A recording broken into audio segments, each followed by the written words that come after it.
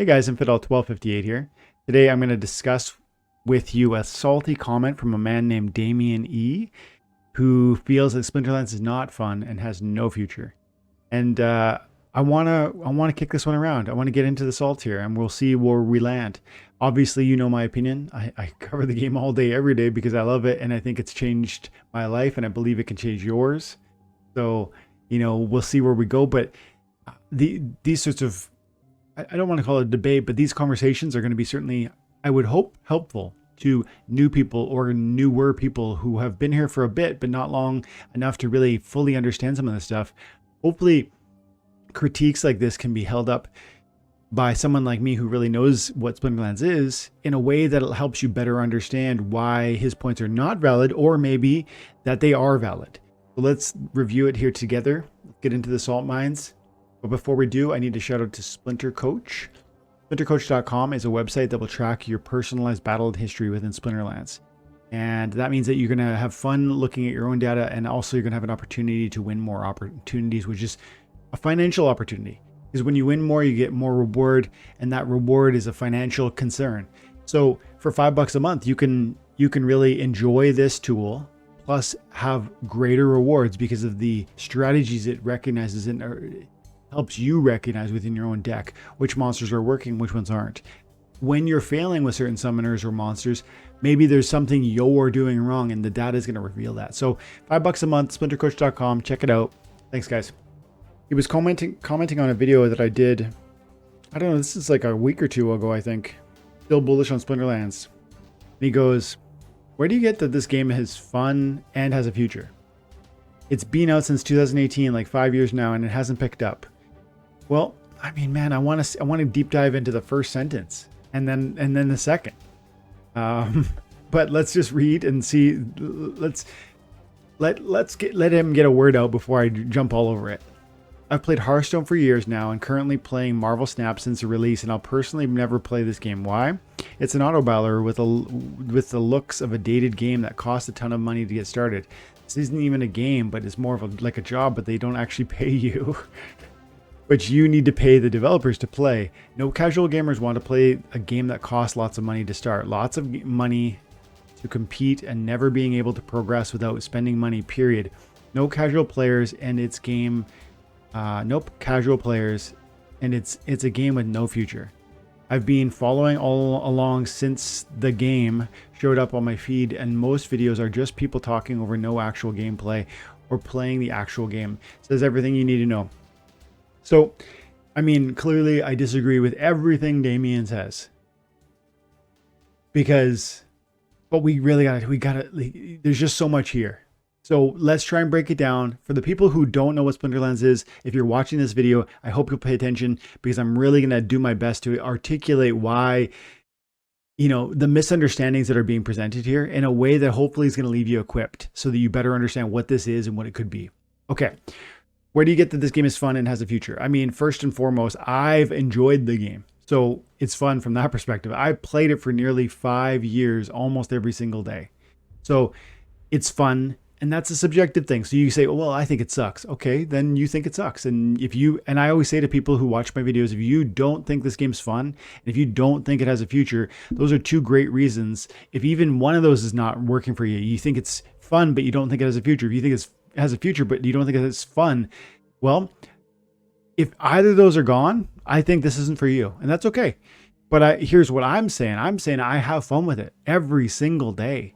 And I do show game battles, by the way. He said there's no one doing battles. You can go see all of my grind videos. You can see, I think there's like at least once a week for the last 2-3 years. So go check out my history, and you're going to see like probably, I would think, there's probably 100 battles on there, 100 videos, probably 10 to 30 minutes each. And you can watch guild brawl battles, or you can watch my rank battles, and right here's some battle material. So, let's give him some credit. I mean, he talks about how it's an auto brawler, and the graphics are a bit dated. I think he said it, they're really dated or something. He's not entirely wrong. The game has grown and grown and grown from a place where the graphics were really, really rough. The art was really, really rough initially, but it's grown into a place where it's actually beautiful. in my opinion. And some of the monsters, like Angel of Light is one of the older cards, but I think that's pretty stunning. And this is, I think this is a modernized skin, if I recall correctly. But then this is Untamed, and I think that's a step up in a big way. This is Rift Watchers, I think. And it's, I think, again, looks pretty sick. This is Untamed. You know, maybe it's a little underwhelming. I'm looking at his head, his hair.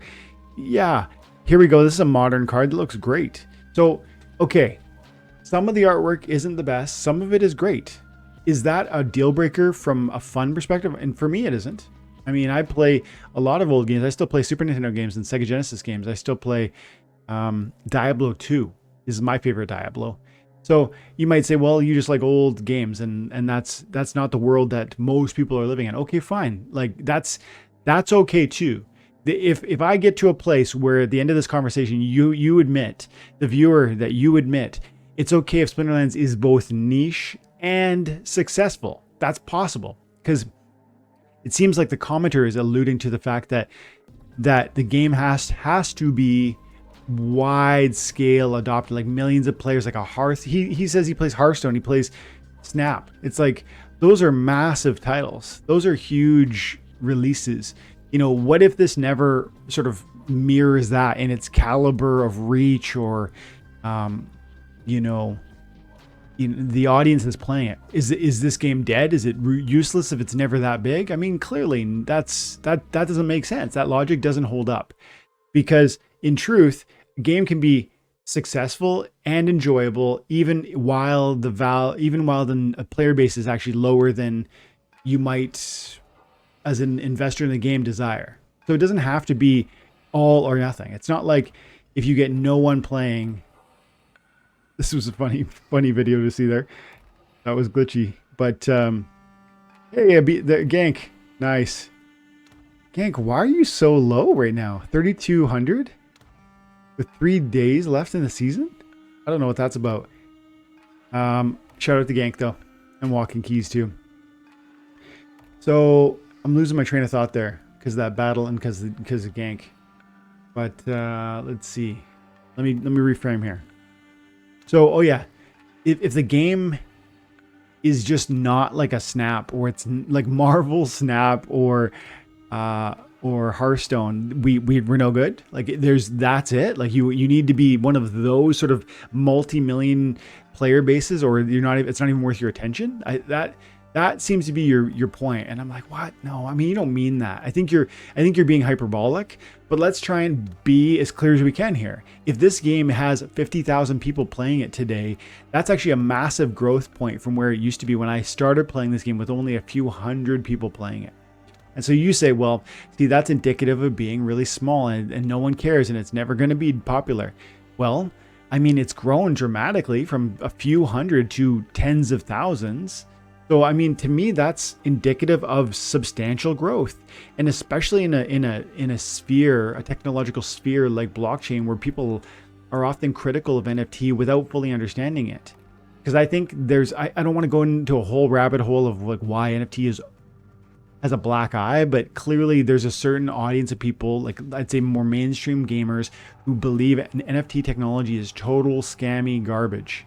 And I just don't agree with that when you add in functionality, when you give me opportunity to receive reward, like a staking reward or a literal payout from the play associated with those NFTs. That's a different thing than a board, yacht, ape club, you know what I mean? Like photograph, JPEG. So there's utility here. And so there's a reason why I want to own them. And I enjoy the game. You say it's not fun. I enjoy the game. And then you talk about the lack of future. Well, I mean, we've already seen substantial growth. You know, is it where we want to go? No, not even close. And I think we probably need 10 to even like 50x the players before things go to a place where, you know, people like myself who've been here for a long time are actually having the true life-changing wealth. And you might say that that's not going to happen. I'm willing to have that conversation. I can't say with certainty that sort of multiplication is going to happen. but I'm walking in a large degree of confidence with this game because I do think it's fun. I have enjoyed playing the game. I do tons of videos showing the gameplay. You can go check them out. And then I think absolutely it has a future because we've already seen it grow from like I think about 300-400 players to that 50,000 player base. And again, yes, it's small, but that doesn't mean it's not going to keep growing. And I also can't prove to you it's going to keep growing. But you know, again, I'm enjoying it. And so that's why I say, you ask me, why do I say it's fun and has a future? That's my reasoning right there. But let's carry on.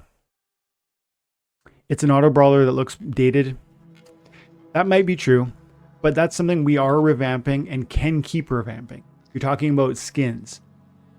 Okay, and the auto brawler, you say it like it's a dirty word. I don't think of that as a bad, like, dirty word. I mean, it's not like you just press play and you win or you lose. It's a whole team selection process. And I think Damien doesn't know anything about probably the deck creation process and the fun and the complexity involved in navigating the marketplace, you know, buying cards, renting cards, you know, making the choices to build the proper deck with the least amount of cost. That's a path within this game that is its own game. It's the playing the marketplace is a game.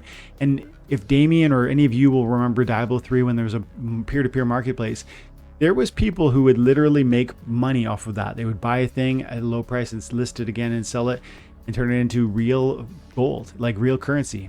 So I mean, people like that kind of game. I like that kind of game. The economy is a game, and coming in here and managing your resources is like the general manager aspect of what Splinterlands is. I mean, you're hiring the right monsters, you're acquiring the best team, you're building the best synergies so that your coach, which is the gamer, the experience over here, can build the most effective win, or like the most common victory, like that, so that the coach can win as often as possible. And so there's the battle experience, which is the coach experience. There's the general manager experience, which is playing the market. There's the tokenomics and understanding blockchain. If you're into blockchain, and again, I am, maybe you're not, that's a whole other thing too. So, and then there's the financial side of opportunity within the fact that I'm just playing, I'm having fun, and there's that opportunity to receive reward. So, I mean, I just disagree with literally everything you said, except for the fact that the game does look dated. And I think that's come a long way, and there's tons of room for improvement still. You said it's not even a game. I mean, yes, it is. The team selection process is thoughtful, difficult, strategic, and you can counterplay your opponent by recognizing what they do regularly and just countering it. You can understand what's meta and play the opposite that will counsel, you know, give you the better opportunities to win such a battle. Plus the battles are changing as we launch land, where there'll be items and spells. And what'll happen in that context is you'll see a battle such as this, and you'll have an opportunity before the battle begins to drop items and spells that will manually modify the outcome of that game. And so there's strategy in building your team, there's strategy in fielding the best team, then there'll be strategy layered on top of that, which will be in whether or not I deploy items and spells because I think I'm going to lose, so let's try and turn that around into a victory. And so it is a game for sure. It's maybe not a game you like, and that's okay, but it's definitely 100% a game. What else did you say there? No casual players will want to play a game that costs a lot of money to start. Lots of people, lots of money to compete and never being able to progress without spending any money. Okay, you don't have to spend money to play Splinterlands. You definitely don't. You can have success and joy in playing this game at a low level without almost any cost.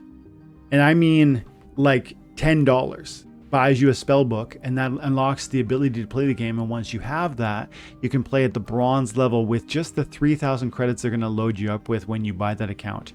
And then the rentals are going to garner a certain amount of SPS payouts, and those payouts are going to then translate into a continuing power for new cards, because you can buy new cards with that cryptocurrency. You can rent new cards with that cryptocurrency. So absolutely, this game is playable at bronze with rewards. Now, is it going to do any of the massive multipliers, or as I've said on some of my videos, maybe you've seen, Damien, or others of you, you've heard me say, I believe this game could retire someone. I think it might retire me.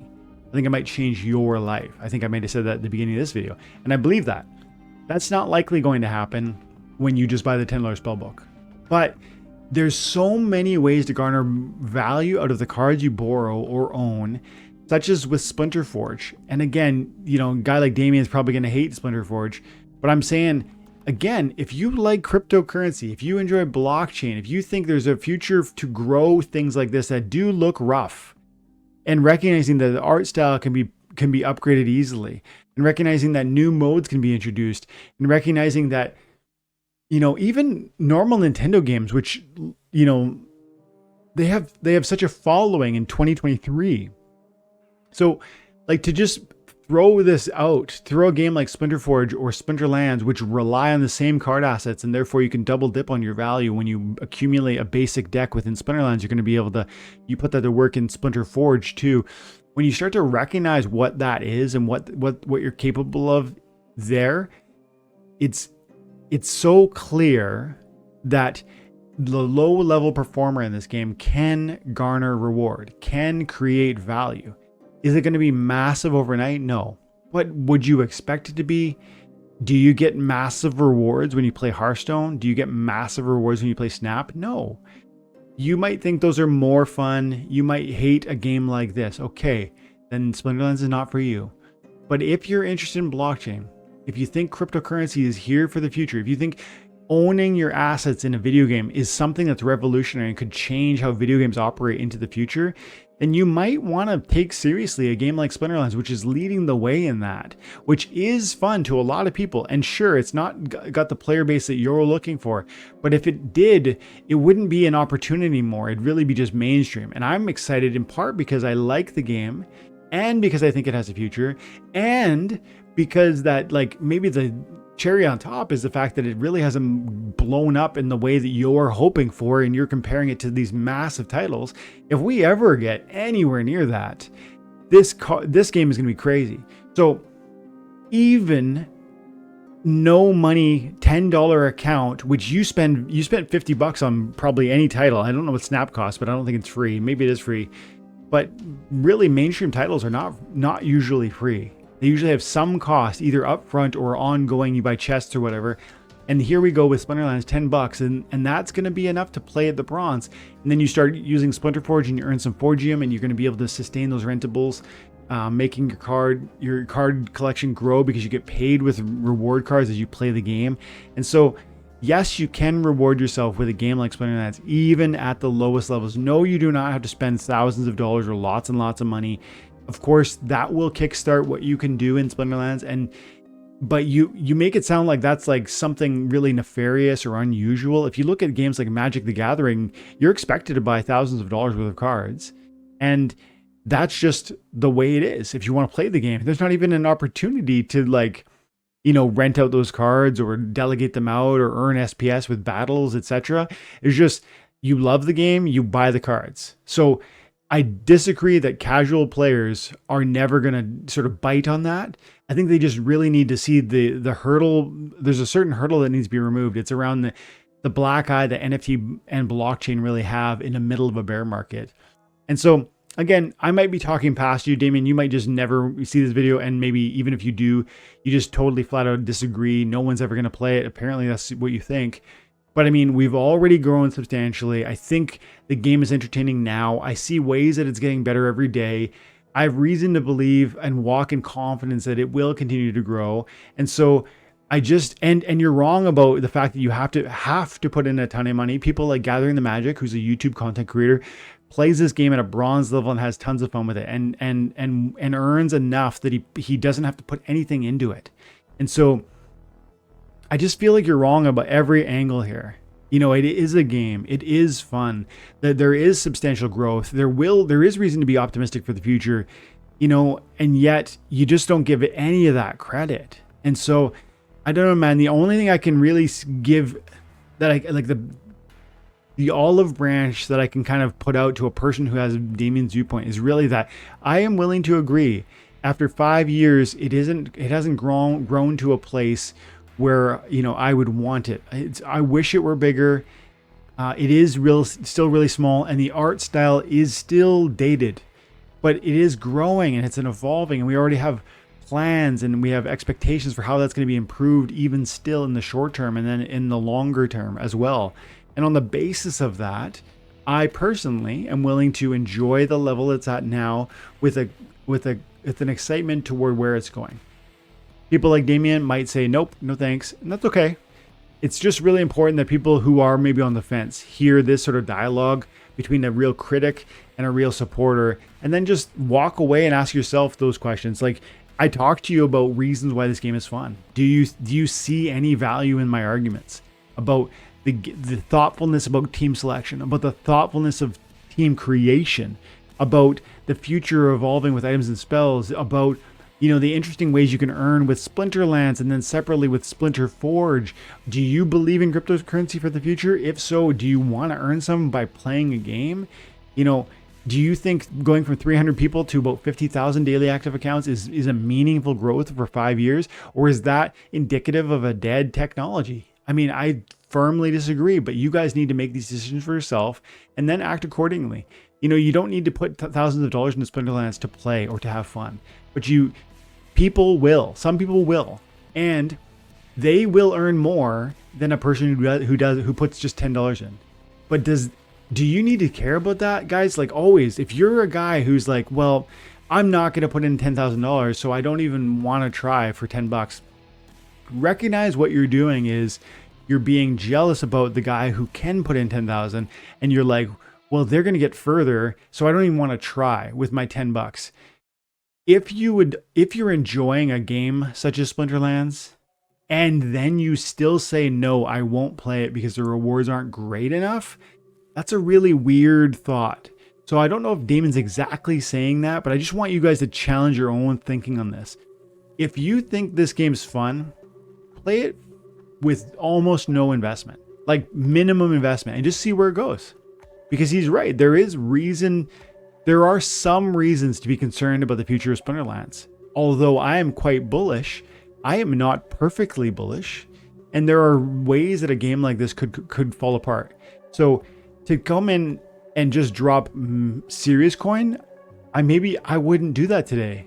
I think I would, but I'm saying I'm trying to give that olive branch. I'm trying to say, you know, I get why one would be cautious, skeptical, nervous, but the truth is, you don't have to do that. You can enjoy it while playing that $10 account. And then in months and months from now, you will have some level of reward that will be yours to keep and have some financial value. That's different than any other game in like, maybe there's 3 or 5 other games that do that for you at this moment in time. And that's a revolutionary game technology. That's going to change video gaming forever. It hasn't happened yet, but it's going to happen, and Splinterlands is going to be part of that wave. That's my firm opinion. Let me know in the comments below if you agree, disagree. And Damien, if you see this video, let me know what you think. If I changed your mind, if you still feel just as satisfied with your opinion as you did before I said word 1. Love to know it. Have an amazing day. God bless.